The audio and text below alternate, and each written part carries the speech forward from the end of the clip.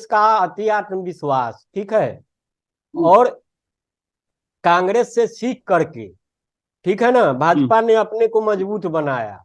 वो देख रहा था कि जहां जहां जो कांग्रेस का जो मुद्दा है, एजेंडा है, उससे कहीं हम कमजोर पड़ रहे हैं, तो बढ़ चढ़ के उस मुद्दे एजेंडे से बढ़ चढ़ के मजबूत और एजेंडा ले आना, ठीक है ना, कि आप एमएसपी इतना देंगे, धान का बोनस इतना देंगे, महिलाओं को इतना देंगे, बेरोजगारी भत्ता इतना, तो कहा कि और हम कुछ ज्यादा देंगे, कुछ करेंगे, ठीक है, उनको काट काट खड़ा किया। जहां ही पूरे आत्मविश्वास में रहे, जितना अंदरूनी खींचतान था उसको नजरअंदाज करके कि हमको तो जीतना ही है, जाएंगे कहाँ, कुछ किया। तो जीत का जो अति आत्मविश्वास था, और उधर भाजपा समझ रही थी कि हम आत्मविश्वास में रहेंगे या कुछ करेंगे तो बात नहीं बनेगी, तो अपने हिसाब से बहुत केंद्रीय मंत्रियों को उतारना, कुछ करना, मोदी का खुद आगे बढ़ के आ जाना, जो तरीके की बातें हुई। तो अक्सर बात बहुत सीधी है कि जो कांग्रेस अपने को इंडिया गठबंधन में या कुछ में सर्वोपरि बनाना नहीं होता है कि हम बड़ी पार्टी है, सब कुछ है, ठीक है, अभी चुनाव में आया भी है, हार भी गई है, तो कांग्रेस तो दूसरे नंबर पर ही है, और जो हिसाब किताब था जो राज्यों में। लेकिन अब कांग्रेस को भी इस बात को समझना होगा कि यह जो चुनाव की जो राजनीति है, जो लोकतांत्रिक व्यवस्था, उसमें ऐसा नहीं है कि चुनाव के समय आप खड़े हो जाएं, सक्रिय हो जाएं, या मैं बाजी मार ले जाएं, या फिर हार कर घर बैठ जाएं, फिर 5 साल 4.5 साल बैठे रहें, फिर चुनाव आए तो करें। इसके लिए एकदम आम जनता से आपको जुड़ना होगा, हर एक लोगों को समझना होगा, जो है ना कहीं हो नहीं रहा है इस स्तर पर। और इस तरीके से फिर भाजपा को शिकस्त देना बड़ी मुश्किल की बात है, ठीक है ना, जो उनका अपना है प्रोपेगेंडा, सब कुछ है, पूंजी की बात ही कह रहे हैं, तो नहीं है, तो ऐसा नहीं है कि पूंजी से ही सब कुछ हो जाएगा। आज भी बहुत उम्मीदवार ऐसे हैं जो निर्दलीय भी जीतने वाले, या छोटी छोटी पार्टियों का जिनका बहुत कुछ आधार नहीं है, वो बहुत बहुत कम खर्च करके, चंदा करके भी आज तभी चुनाव जीतते हैं। ऐसे पूरे देश में कई चेहरे ऐसे हैं, ठीक है ना। तो लोगों से जुड़ना और सब कुछ करना, उसमें जाके, अब चूंकि इंडिया गठबंधन में देख लीजिए, अखिलेश के साथ उन्होंने किया तो बातें सामने हो गई, रिजल्ट आ गया। जिस स्टालिन ने सनातन का की बातें कही कांग्रेस ने, ठीक है, दबी जुबान में ही उसको झुटलाया, नकारा, सब कुछ किया।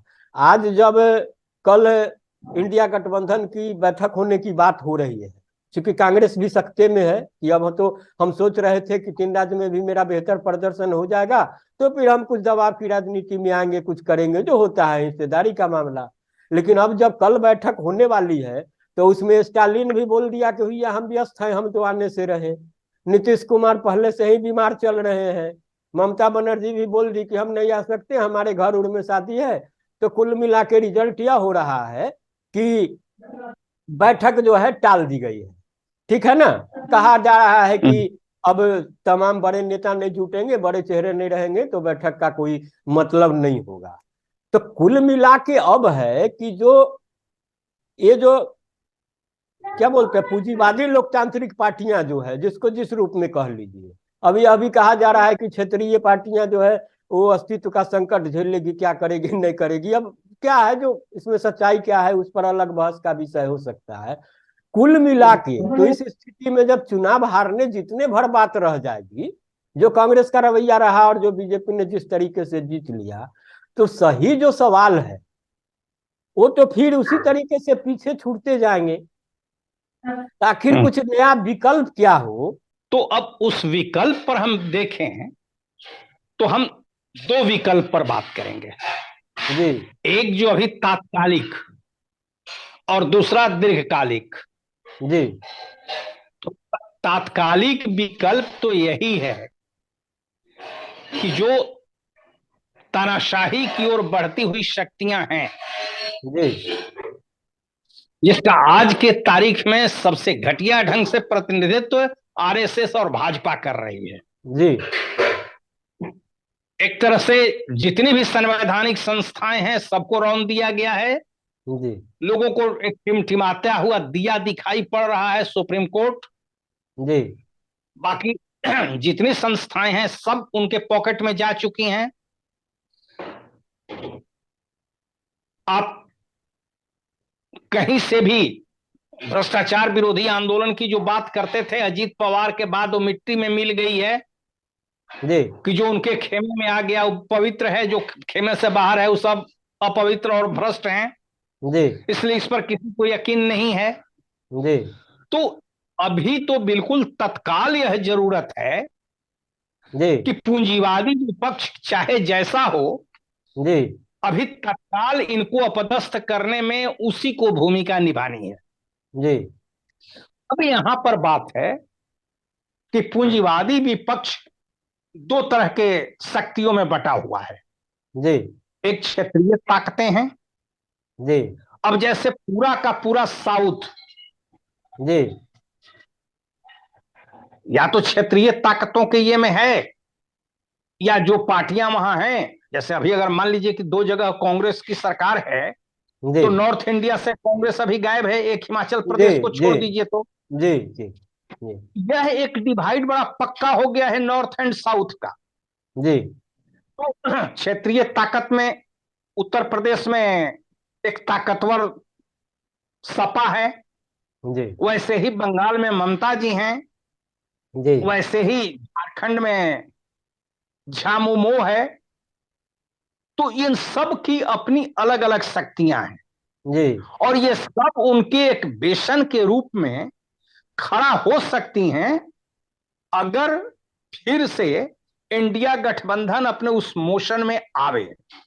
जी तब एक बात तो जरूर है, मैं इसको स्वीकार करने में तनिक हमको दिक्कत नहीं है, कि कांग्रेस की हार ने इंडिया गठबंधन की रफ्तार को थोड़ा धीमा किया है, थोड़ा बाधित किया। जी और जो यह खेल चल रहा था, आपने ठीक पॉइंट आउट किया कि यह जो देर कांग्रेस के तरफ से हो रही थी, तो उनको अनुमान था कि तीनों राज्यों में हम जीत जाएंगे तो जी इंडिया गठबंधन में हमारी बार्गेनिंग कैपेसिटी बढ़ जाएगी। जी हार जाने के बाद निश्चित है कि उनकी बार्गेनिंग कैपेसिटी घट जाएगी। जी और अब उसके बाद अभी जो भी हो, चूंकि यह इंडिया गठबंधन की जरूरत किसी एक को नहीं है, सबको है। जी जी तो अभी 6 तारीख को जो बैठक नहीं हो रही है, जी इसके कई जेन्युइन कारण भी हो सकते हैं। हो सकता है कि ममता अपने राज्य में दौरे पर हैं, नहीं, कोई परिवार में शादी है बताइए जैसा कि कोई शादी उदी है किसी का। दौरे जी पर हैं, ऐसा भी है, जो जी भी कारण हो।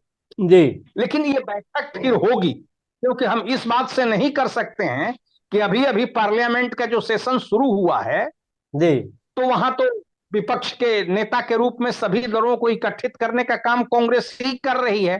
जी तो अब इसमें यही अंतर पड़ेगा कि अब कांग्रेस का पलड़ा हल्का हो जाएगा और विपक्षी दलों की का पलड़ा थोड़ा भारी हो जाएगा। और मैं जो बार बार कहता हूं कि 1996 के रिपीट होने की संभावना बढ़ जाएगी। जी जी यहाँ कोई क्षेत्रीय छत्रप भी प्राइम मिनिस्टर बन जाए, जी जी एटसेट्रा एटसेट्रा, भी कुछ भी हो सकता है। जी दूसरी बात है कि आप इस हार पर भी ध्यान दीजिएगा, तो कांग्रेस हारी है, उसका राउट नहीं हुआ है। जी जी वो एक एनालिस्ट जो लोग जो बात कर रहे हैं, हालांकि उसके जीत और हार से कोई अंतर नहीं पड़ने वाला है, जी वो सिर्फ इसी अर्थ में उसका मायने निकलता है कि पार्लियामेंट्री इलेक्शन में, लोकसभा के चुनाव में कांग्रेस बिल्कुल फियास्को हो जाएगी, ऐसी स्थिति नहीं है। जी पहली बात।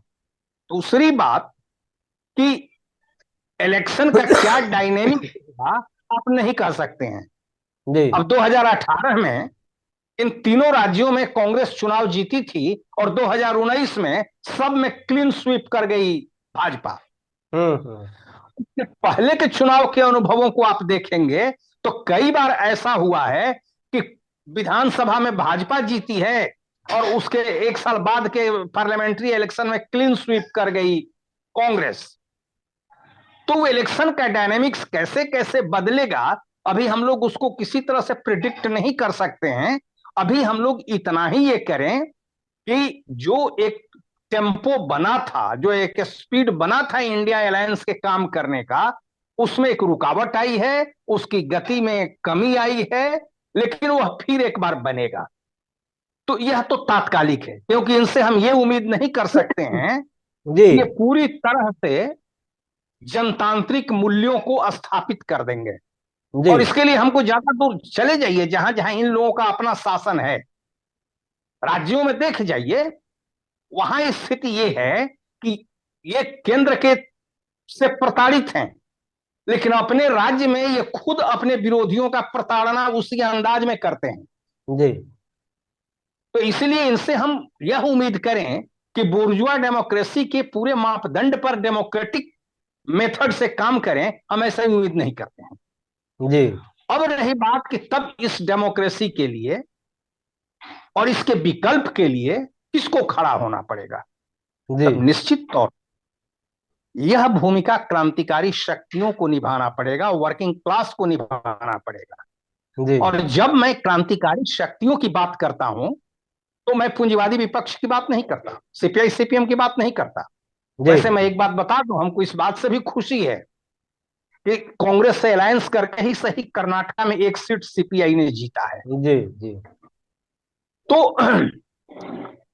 अब वहां पर हम थोड़ा सा देखें कि क्रांतिकारी शक्तियों के सामने क्या कमजोरी है। जी पहली बात तो डिवाइडेड है, यह जी सही है। और उससे भी गंभीर बात है कि सब दिग्भ्रमित भी हैं। जी अब जैसे हम एक आइडियोलॉजिकल संकट की बात आपको उभार रहे हैं। जी क्रांतिकारी शक्तियां जो भी कम्युनिस्ट क्रांतिकारी लोग हैं, जी सब कहते हैं कि हम मार्क्स लेनिन के अनुयायी हैं। जी लेकिन आप खुद इस बात पर जरा गौर फरमाइए, तो कभी कभी तो मुझे लगता है कि कांग्रेस इन लोगों की राजनीति में मार्क्सवाद और अंबेडकरवाद का मिश्रण कुछ ऐसा हो गया है कि वो एक ऐसा छींट की तरह दिखाई पड़ता है, चक्कबरे घोड़े की तरह, जिसमें यह पता लगाना मुश्किल है कि लाल बैकग्राउंड पर नीला धब्बा है कि नीले बैकग्राउंड पर लाल धब्बा है। जी ये खुद एक कंफ्यूज्ड हैं कि हमको करना क्या है। जी इसलिए आज जी क्रांतिकारी शक्तियों को अपने सामने एजेंडा रखते समय तात्कालिकता से ऊपर उठ जाना होगा। जी बुर्जुआ राजनीति के आंदोलन चल रहे हैं, उसके पीछे पीछे भागने के अलावा उससे अलग एक अपने अस्तित्व की, अपने शर्तों पर लड़ाई लड़ने की बात शुरू करनी होगी। अब यहीं पर हम क्यों भाजपा के खिलाफ इनकी अपील कर रहे हैं, सिर्फ जी इसलिए कि इनके रहने से हमको अपनी जमीन तैयार करने में मदद मिलेगी। जी जी और अगर वह काम हम नहीं कर रहे हैं तो फिर ये पूरा का पूरा एक्सरसाइज बेकार है। जी और इसी पर हमारा कई लोगों से मतभेद है। जी कई लोग इस बात पर हैं कि कांग्रेस को वोट दो की अपील हमको करना चाहिए, इंडिया गठबंधन को वोट देने की अपील करना चाहिए। हम कहते हैं वो ब्रीफ हम नहीं ले सकते हैं। जी हम हम आरएसएस बीजेपी कॉम्बिनेशन को हराने की बात करेंगे, और उसके बाद इसका परिणाम भले ही वही हो जो जी और लोग कहते हैं, लेकिन हम अपनी जमीन बनाने के इनिशिएटिव को खुला रखेंगे। क्योंकि हम जानते हैं कि यह गठबंधन भी आएगा तो हम जिस जनता का प्रतिनिधित्व करते हैं उस पर वही अत्याचार करेगा, मजदूर वर्ग वैसे ही दबाया जाएगा, गांव के गरीब किसान वैसे ही दबाए जाएंगे, महिलाओं का उत्पीड़न वैसे ही होगा, दलित उत्पीड़न वैसे ही होगा। थोड़ी बहुत डिग्री में अंतर पड़ सकती है, क्वालिटी में कोई अंतर पड़ने वाली नहीं है। हाँ, ये तो इतिहास गवाह है सर, ये तो जांचा परखा है।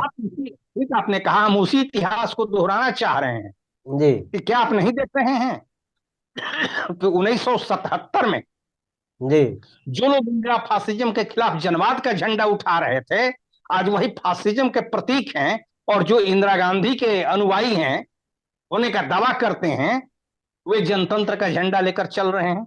जी यह इक्वेशन जब पलट गया तो इस बात की क्या गारंटी है कि आगे वह इक्वेशन नहीं पलटेगा।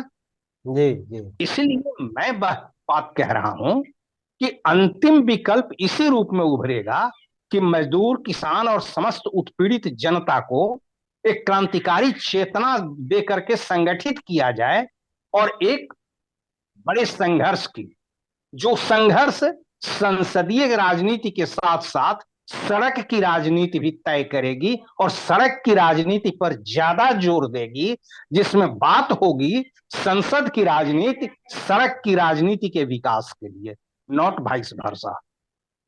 ये अंतिम विकल्प होगा और हम इसी विकल्प के लिए सारी तैयारी करने का प्रयास कर रहे हैं। आने वाली पीढ़ी के सामने यह टास्क बनेगा। और हमको याद है वो नारा जो भगत सिंह और उनके साथी दिया करते थे, बसेगा हिंद पीछे को बसेगा अंदमन पहले। जी तो फिर एक बार जेलें भरेंगी और जब जवानों में यह चेतना पैदा होगी, नौजवान इस रास्ते पर उतर जाएंगे, मजदूर के बेटे, किसान के बेटे, तब होगा। अभी हम क्या देख रहे हैं?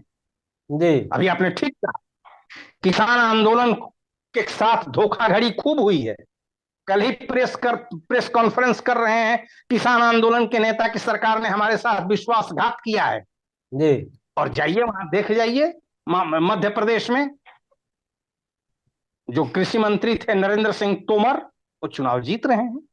जी किसानों ने क्यों नहीं यह किया कि नहीं इसको तो हरा ही देना है, जी इसने हमारे ऊपर बहुत जुल्म किया है, इसको हरा ही देना है।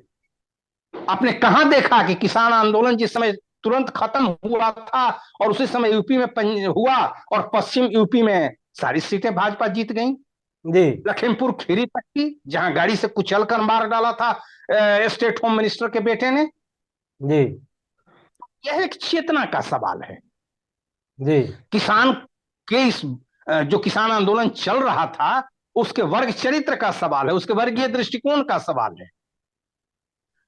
तो मैं यह कह रहा हूं कि किसान एक बहुत बड़ा भास्ट है। जब मैं किसान की बात कर रहा हूं, जब कोई क्रांतिकारी किसान की बात करेगा, तो उसके लिए गांव के वो गरीब किसान जो मेहनत करके कमा रहे हैं, वे जी किसान नहीं जिनके पास 20 एकड़ जमीन है, जिनके पास 10 एकड़ जमीन है और जो दूसरे का श्रम लूट करके जी रहे हैं।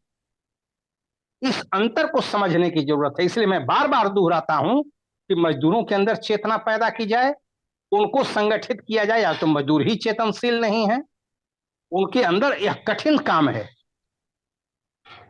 तो इस काम को करने की जरूरत है। और यह बड़े ही धैर्य का काम है, इसमें वर्षों लग सकता है।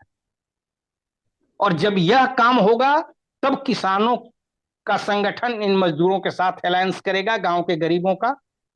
और तब देखिएगा कि अभी ये जो सारे जात पात करने वाले जो नेता हैं, धर्म के आधार पर जो काम करने वाले नेता हैं, ये हाशिए पर जाएंगे और क्रांतिकारी राजनीति का विस्तार होगा। और वहीं सचमुच उसी रास्ते से भारत का नवनिर्माण होगा। मजदूरों का भारत, किसानों का भारत। काहे कि ये जो पूंजीवादी राजनीति है ना, जो अभी जो तमाम दल है सर, उसको देख रहे हैं कि जो लोकसभा का जो शीतकालीन सत्र शुरू हुआ, तो दिन आप प्रधानमंत्री के भाषण पर गौर करिए, तो कैसे एक दूसरे से माने कहते हैं ना कि ये जो पक्ष विपक्ष है, इसमें कहीं ना कहीं भीतर क्या बोलते हैं, अंदरूनी गठजोड़ भी है। अब इसका बयान को है ना, बयान को देखिए कि उन्होंने कहा कि जो अभी जो वर्तमान चुनाव नतीजा है उसमें विपक्ष के लिए भी गोल्डन अपॉर्चुनिटी है। ठीक है, आप पराजय से गुस्सा से निकलिए और जो है पराजय से कुछ सीखिए और 9 साल में जो नकारात्मकता जो फैलाया है इसकी प्रवृत्ति से और सकारात्मकता से आगे बढ़ेंगे तो देश आपकी तरफ भी अच्छे तरीके से देखेगा। ठीक है, उसको समझा रहे हैं बड़ी समझदार तरीके से कि नहीं तुम घबराओ नहीं भाई, तुम दुखी नहीं हो, हम जीत गए तो तुम्हारा भी अच्छा दिन आएगा मेरी तरह। ठीक है, और वही जब संसद में प्रवेश करते हैं तो वहां चुपचाप मोदी जी और राजनाथ जी बैठे रहते हैं और उधर तीसरी बार मोदी सरकार, तीसरी बार मोदी सरकार। क्या लोकतंत्र जो है मैंने क्या बोलते हैं, नारा लगाने का मंच है किसी के जिंदाबाद करने का, कि भाई वहां कोई जो मुद्दे हैं उसको उठाने का, उस पर चर्चा बहस करने का, जो आप संदेश भी दे रहे हैं। आप राजेश जी, जी संसद की इतनी अवमानना हो चुकी है जी कि पिछले सत्र में दानिश अली का मामला आप याद रखे होंगे। जी जिन शब्दों का प्रयोग किया विधूड़ी ने, जो एक भाजपा का ऑनरेबल एमपी है, जी वह कितना शर्मनाक है।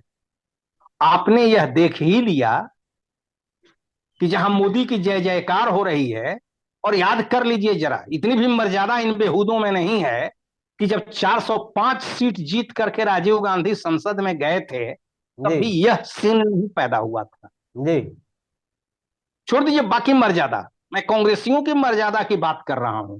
जी तब इतना घटिया सीन पैदा नहीं हुआ था। और इसी पर शायद आज ही के अखबार में एक कार्टून आया है जिसमें वो लिख रहा है, hope parliament will not continue this hero hour. जी जीरो आवर एक डिस्कशन का होता है ना, जी जी तो पार्लियामेंट इस हीरो आवर को, जो जय जयकार है, इसको जी जारी नहीं रखे।